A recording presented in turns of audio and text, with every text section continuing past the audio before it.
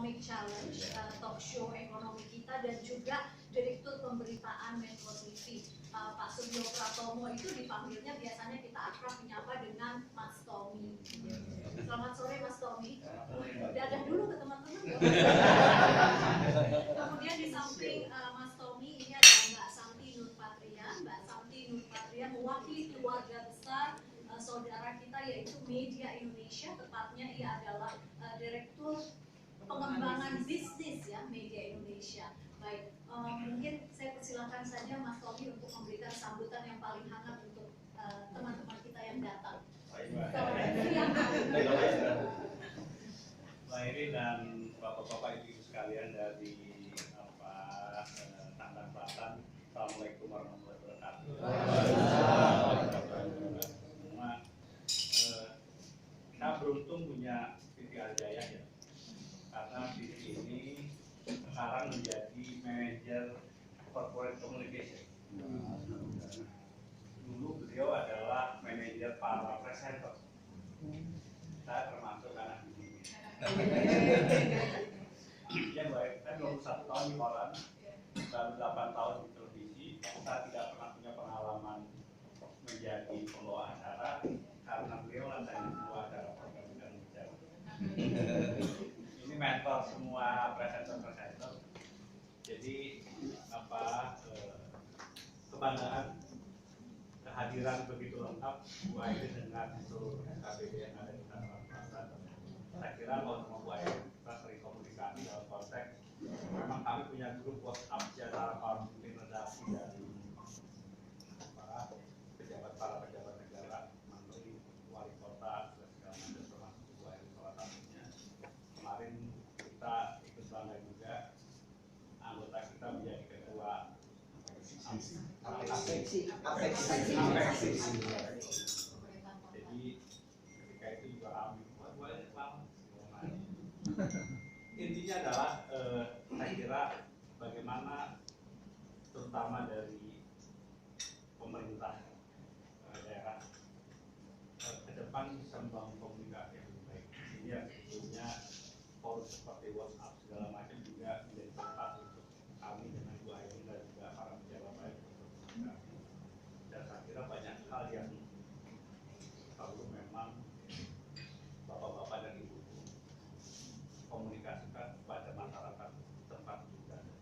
Saya kebetulan lapor sama Bu Airin, saya juga warga Tangerang Selatan. Saya tinggal di Bintaro Jaya sektor 4. Jadi kan saya anggota Tangsel. Dan kalau kita melihat kembali lagi dinamika yang terjadi di tengah masyarakat sekarang ini eranya juga era yang sangat berbeda. Orang itu lebih mudah untuk bersuara. Sosial media itu menjadi alat yang kalau kemudian tidak direspon bisa menjadi bumerang bagi kita. Kemarin misalnya teman-teman Metro TV.com membuat berita Presiden Jokowi adalah presiden pertama yang menginjakan kaki di Pulau Samosir. Wah, Metro TV jadi bulan-bulan. Metro TV pembohong. Metro TV munafik cari muka presiden segala macam. Tidak ada. Pak Jokowi bukan yang pertama menginjakan di Samosir. Itu Pak SBY itu sudah 3 kali datang ke Toba Samosir. Ya kan? Bung Karno juga pernah datang ke Pulau Samosir. Jadi tidak benar Jokowi itu yang pertama. Padahal yang dikutip oleh teman-teman Metro TV.com adalah pidato Bupati Pulau Samosir. Di dalam pidatonya Bupati itu mengatakan bahwa terima kasih Pak Jokowi telah hadir di sini. Kebetulan saya dari tempat itu, jadi saya diundang untuk hadir dan saya mendengarkan langsung Bupati berpidato seperti itu. 71 tahun warga Pulau Samosir ini menunggu kedatangan presiden, tetapi hanya sampai seberang pulau saja, tidak pernah menginjakan kaki Pulau Samosir. Pak Jokowi yang pertama menginjakan kaki. Tetapi karena publik rame segala macam, apa responsnya? Saya kalau melawan arus, mulai dianggap Pak Metro TV hanya cari kebenaran segala macam. Apalagi sudah dibully habis-habisan. Saya cuma petikan kutipan ada seorang melakukan kajian sejarah mengatakan bahwa memang di Pulau Sambi dan Toba itu ada banyak kabupaten kota. Salah satunya itu ada Kabupaten Toba Samosir. Toba Samosir itu beda dengan Kabupaten Pulau Samosir. Pak SBY itu tidak pernah datang ke Kabupaten Samosir. Beliau datang ke Kabupaten Toba Samosir. Jadi menurut tulisan itu metode ini tidak salah. Memang Pak SBY belum pernah ke Pulau Samosir. Tidak alasan tulisannya. Pak Bung Karno memang pernah diasingkan tahun 49 di kawasan itu, tetapi beliau diasingkannya di Parapar, bukan di Pulau Samosir. Jadi kalau dari kajian sejarah, metode TV tidak salah. Saya hanya posting aja. Saya tidak jawab metode TV benar atau metode TV minta maaf. Hanya posting itu faktanya. Jadi memang cara berkomunikasi sekarang ini menjadi sangat berbeda karena masyarakat itu sangat cepat dalam bereaksi dan kemudian juga tanpa melihat itu benar atau salah langsung mengomentari sehingga kemudian menjadi snowballing yang besar. Nah, bapak-bapak dan ibu-ibu sebagai pamong praja pasti menghadapi kesulitan bagaimana berkomunikasi dengan masyarakat yang seperti ini. Apa yang lebih efektif melakukan komunikasi? Karena saya percaya bapak-bapak dan ibu setiap hari bekerja sebetulnya untuk melayani kepentingan warga. Bagaimana ada kenyamanan, ada kemudahan, ada sesuatu informasi yang bisa bermanfaat dan bisa berguna untuk masyarakat. Termasuk juga teman-teman perhubungan, Pak. Akhirnya perhubungan juga membangun komunikasi. Bagaimana membangun komunikasi perhubungan yang dalam konteks kebijakan-kebijakan perhubungan. Ada ramai misalnya urusan Grab dan Uber, ya kan disuruh bikin SIM aja protes. Dia suruh melakukan keberatan. Ini kan betapa Bapak susah untuk menyampaikan dan kemudian dengan mudah orang menggunakan sosial media nanti untuk menyerang Bapak. Tapi inilah dinamika dari sistem demokrasi kita yang ada yang ini kita harus hadapi. Sekali lagi saya melihat Ibu Airin untuk Yawe untuk membangun komunikasi. Sekali lagi saya kira yang penting dalam menghadapi komunikasi itu kita tidak perlu larut dalam hingar-bingar dan terpancing emosi kita. Yang penting adalah bagaimana hal-hal yang penting untuk disampaikan pada masyarakat itu bisa kita lakukan. Yang kedua, yang harus kita sadari, kita tidak bisa taken for granted begitu saja menganggap masyarakat akan paham terhadap berbagai kebijakan yang dibuat oleh pemerintah daerah. Dan tugas dari Bapak dan Ibu adalah bagaimana mengkomunikasikannya supaya mereka paham apa maksud dari keluarkan peraturan, apa manfaat yang mereka gunakan tertib, dan apa kepentingannya bagi kemajuan daerah tempat mereka tinggal. Saya kira itu hal-hal yang bisa sampaikan. Sekali lagi terima kasih. Ini ada Pak Sajo juga dari Sekretaris Redaksinya Media Indonesia.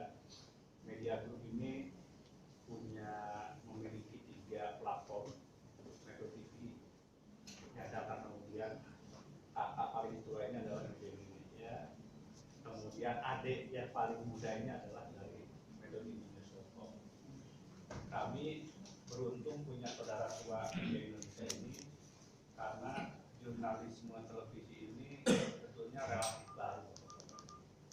Beda dengan jurnalisme cetak koran yang sudah ada di Indonesia sejak abad ke-19, 1800 sekian. Roy Adi Suryo sudah membuat koran dan orang Indonesia sudah mengenal bagaimana membaca koran. Tetapi di televisi itu, televisi TVRI baru ada tahun 1962. Setelah itu berita yang ada di Indonesia berkaitan dengan televisi hanya ada di TVRI. Baru tahun 1989 ada RCTI. Hari ini mereka ulang tahun ke-27. Dan setahun kemudian atau 2 tahun kemudian baru ada namanya Seputar Indonesia. Jadi berita pertama di televisi itu yang ada itu Seputar Indonesia sekitar tahun 91 itu di RCTI. Baru kemudian ada liputan 6 di RCTI. Metro TV sendiri hadir baru 11 tahun kemudian. Tahun 2000 kami hadir, tetapi begitu hadir Pak Surya Paloh itu menjadikan stasiun televisi ini adalah stasiun televisi berita. Ketika pertama kali Pak Surya mendirikan stasiun televisi berita, semua orang bertanya apakah bisa stasiun televisi berita bertahan di tengah kehidupan masyarakat yang tidak menganggap informasi sebagai sesuatu yang penting. Kalau bapak-bapak dan ibu-ibu masih ingat tahun 89, 90 yang ramai itu adalah berita-berita berkaitan dengan hiburan. Pernah satu masa telenovela bahkan kemudian masuk ke sinetron. Berita dianggap tidak terlalu penting. Tetapi Pak Surya Paloh konsisten sampai kemudian tahun 2008 muncul televisi berita yang kedua yaitu TV1. Jadi setelah 88 tahun Metro TV berjuang dan membuat model dan memperkenalkan berita, baru muncul televisi berita kedua, dan sekarang ada 6 televisi berita. Ada TV1, ada Berita 1, ada iNews, ada CNN Indonesia, dan Kompas 5, salah satu Metro TV. Inilah yang sekarang terjadi karena itu pilihan pada masyarakat semakin banyak. Tetapi kalau saya katakan Bu Ayu, kunci media itu kalau mau bisa bertahan adalah pada sisi publisitas. Karena itu saya katakan mengapa Metro TV beruntung punya saudara tua media Indonesia, karena semua karyawan Metro TV dan gabung di sini akan jadi wartawan. Kami magangkan dulu di tempat ini. Mereka harus belajar menganalisis yang benar seperti apa itu adalah di tempat media Indonesia. Baru setelah mereka dianggap dulu teman-teman media Indonesia, baru diperkenalkan dengan kamera, baru diperkenalkan di studio, baru diperkenalkan dengan Mbak Bibi bagaimana berbicara di depan kamera dan menggunakan bahasa yang baik. Ini adalah sekali lagi proses yang panjang berjalan. Metode itu berupaya untuk terus membuat kualitas informasi yang dihadirkan. Karena itu ini ada Pak Abdul Kohar yang baru terima kopi ini. Dia adalah kepala divisi pemberitaan media Indonesia. Sekarang ditarik ke Metro TV menjadi wakil pemimpin redaksi. Jadi ini adalah PR-nya Pak Kohar itu menjadi sangat berat. Bagaimana membuat berita televisi itu sama kredibelnya dengan berita yang ada. Itu Bu Ayu mungkin sekilas mengenai media group. Bisnis yang lainnya Pak Surya tidak ada hubungannya dengan media. Yang satu dengan hospitality, ada hotel di Bali dan di Bandung, di Sari. Kemudian ada bisnis yang berkaitan dengan di Suku dengan di Aceh. Kira-kira itu, tapi yang salah satu yang berita yang media itu ada semua di sini. Jadi ruangan lokasi tempat media group ini, di sini ada Metro TV, di belakang ada media Indonesia, di dalam grup Metro TV ada media Indonesia. Mudah-mudahan sebagai pengantar Pak bisa untuk perjelas, karena Ibu Airin luar biasa mengundang begitu banyak staf dari Tangerang Selatan datang ke sini. Sekali lagi terima kasih, kehormatan telah hadir di Metro TV. Inilah rumah Metro TV. Mudah-mudahan ke depan kita bisa membangun kerjasama antara dengan Tangerang Selatan khususnya untuk memajukan masyarakat dan terima kasih. Wassalamualaikum warahmatullahi Jelas tentang Metro TV, tapi tentu kita ingin mendengar lebih banyak cerita dari Ibu Airin ya, apa saja nih, mungkin hal-hal yang perlu kita ketahui bersama. Tapi yang saya tahu Ibu benar masih suka bersepeda, Ibu masih senang sepeda statis atau keliling Tangsel?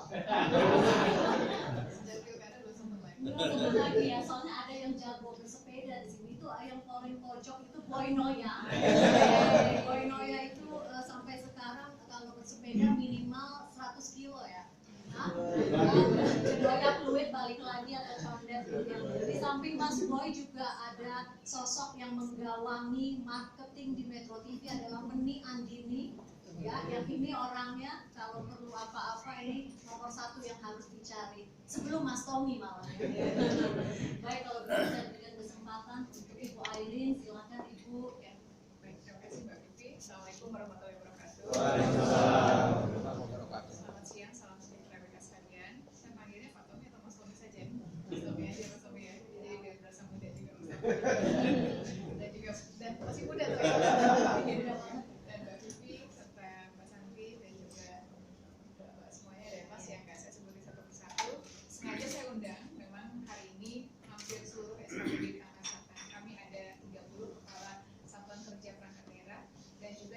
hadir semua ya. Kami ada 7 kecamatan dan Mas Tommy tinggal di Bintaro sektor 4, masuknya kecamatan Pondok Aren. Kecamatan ada juga hadir.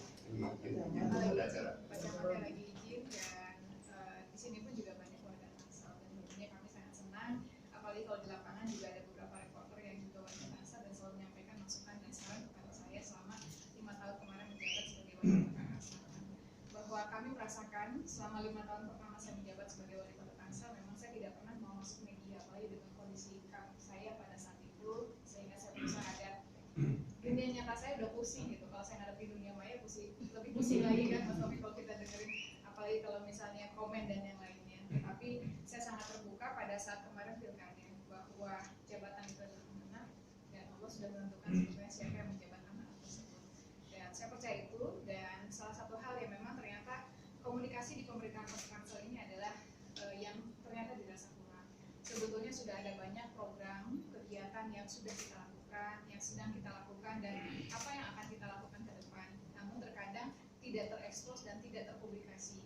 Salah satunya mungkin pertama karena diri saya yang memang tidak terbuka terhadap media, dan saya sedang berusaha belajar untuk terbuka terhadap media, itu yang pertama. Dan kedua juga ternyata para kepala SKPD pun juga tidak begitu terbuka terhadap media, karena di lapangan seringkali kami menemukan tanda kutip teman-teman wartawan yang notabene sebetulnya bukan wartawan yang sebenarnya. Itulah yang sehingga akhirnya pada saat teman-teman wartawan datang yang betul, mereka langsung tutup diri untuk tidak menyampaikan program-program apa saja. Sehingga kenapa saya ajak undang teman-teman SKPD juga bisa merasakan bagaimana kerjanya media seperti apa dan yang lainnya. Dan kami pun juga sedang menyusun program kegiatan baik di APBD perubahan maupun juga di 2017 maupun 2017, dan harapan saya mudah-mudahan selama saya menjabat sebagai wali kota Tangsel periode kedua, insya Allah sampai dengan 2021, bahwa apa yang kita lakukan kerjasama dengan media adalah sebuah keharusan, karena menjadi sebuah bentuk pertanggungjawaban tentunya terhadap program kegiatan apa saja yang sedang kita lakukan kepada masyarakat, sehingga masyarakat bisa tahu apa yang sudah, sedang, dan akan kita lakukan. Jadi mohon izin Mas Tommy, kita bawa banyak rombongan biar feel-nya lain. Jadi kalau feel-nya lain, terus teman-teman bisa lihat program apa saja yang ada di media Indonesia ataupun di grup dari Metro TV, sehingga para kepala SKPD ini biasanya menyusun anggaran program kegiatan, tidak perlu lagi saya guidance, tetapi semua sudah mengikuti apa yang pas dan cocok, program kegiatan apa saja yang bisa disinkronkan dengan program kegiatan yang ada di Metro TV. Saya merasa itu jauh lebih efektif dibandingkan pada saat 3-4 tahun lalu ya kita sudah kerjasama, tetapi biasanya yang ketemu hanya saya saja dengan Humas. Jadi harapan saya bahwa Humas sudah pasti akan kerjasama, tetapi juga dengan SKPD juga bahkan kecamatan juga untuk bisa bekerja sama tentunya dengan teman-teman yang ada di Mas Tommy. Dan contoh misalnya Mas Tommy tinggal di Metro di Bintaro, tiap hari pasti lewat gedung yang mau rubuh itu, kok sampai hari ini kenapa nggak selesai dan belum belum didemolis, karena memang persoalannya undang-undang bangunan maupun juga perda kami tentang bangunan mensyaratkan bahwa untuk merobohkan bangunan harus ada sertifikat. Dan sampai hari ini seluruh perusahaan di Indonesia belum punya sertifikat tersebut. Mohon izinnya doanya, mudah-mudahan saya melakukan diskresi secara aturan, mudah-mudahan saya juga diberikan perlindungan bahwa saya membuat diskresi bahwa tidak perusahaan tetapi orang per orang yang mendapatkan sertifikasi. Dan alhamdulillah kemarin pun juga sudah kita lakukan sosialisasi untuk merubuhkan gedung bangunan. PT Panin, Bank Panin sudah menunjuk arkanon dan yang lainnya, dan kami sedang menyusun peraturannya. Jadi mudah-mudahan tidak lama lagi kita akan melakukan secara bertahap dan kita lakukan pengawasan kegiatan untuk meruntuhkan bangunan yang ada di Bintaro. Ini salah satu hal yang tidak terkomunikasikan, sehingga banyak kemarin juga teman-teman sahabat saya yang tinggal di Bintaro pun dia WhatsApp saya, ini kok lama amat sih Rin, katanya kok nggak diruntuhkan. Padahal ada aturan teman-teman yang tidak mungkin saya skip, saya lewatkan karena khawatir nanti menjadi persoalan. Bahkan sampai hari ini kemarin pun juga selalu saya komunikasi dan melakukan asistensi dengan pihak kepolisian dan kejaksaan. Dan saya perkenalkan satu-satu Mas Tommy dari sini semua. Ini Pak Sukanta, Kepala Dinas Perhubungan. Mohon maaf udah lepas terima kasih ini kayaknya. Dan ini Pak Dadang, selaku Kepala BP2T, Badan Perizinan Pelayanan Terpadu. Kami akan gabungkan nanti dengan penanaman modal. Pak Warman, Kepala Dinas Operasi dan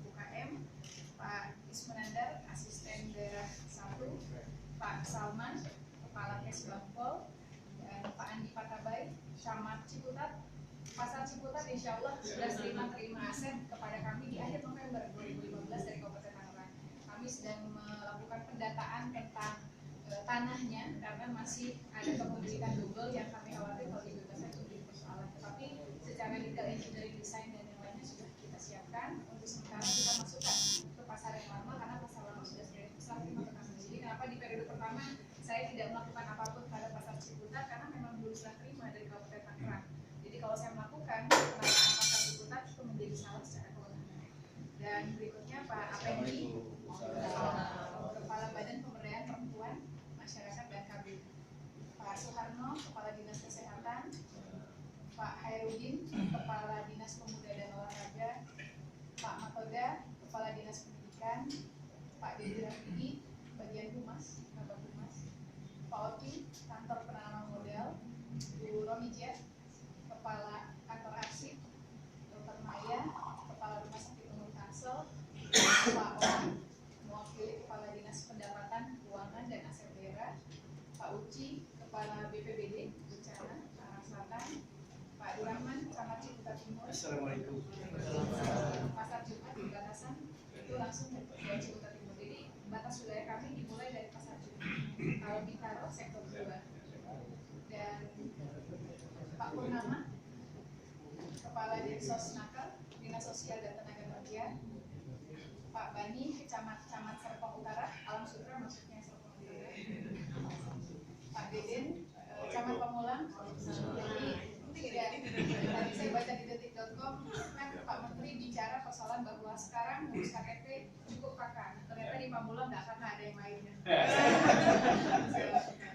Dan Bu Mursina, Camat Serpong, BSD masuk Kecamatan Serpong. Pak Toto nih tugasnya di Capil. Tadi sudah saya forward berita yang di detik.com untuk ditindaklanjuti. Sudah. Terima kasih. Yang lain? Oke. Pak Tahir, Kepala Dinas Kebersihan dan Pertamanan dan juga Pemakaman. TPA kami belum maksimal, sehingga saya memang belum berani untuk begitu banyak mengangkut sampah karena kalau semuanya diambil ke TPA kita, masyarakat sudah mulai komplain, TPA kita ditutup, kita akan lebih bingung lagi untuk buang sampah. Terima kasih Mas Tommy. Ada lagi? Oh, Pak Ajis, Kabak Umum dan Perlengkapan. Ini tugasnya yang bantu-bantu kita semua. Terima kasih. Baik, demikian mungkin saya sampaikan Mas Tommy. Saya undang semua kepala SKPD biar nanti yang kerja saya pengen punya teamwork yang maksimal di 5 tahun ke depan karena ini periode akhir saya karena saya tidak mungkin lagi mencalonkan lagi menjadi wali kota periode ketiga yang saya ingin berharap dengan kondisi dan keadaan saya di tahun 2021 saya bisa meninggalkan legacy yang baik untuk Tangerang Selatan. Jadi kalau saya main sama teman-teman walaupun udah jadi wali kota tapi kalau kita punya prestasi pasti diakukan Mas Tommy.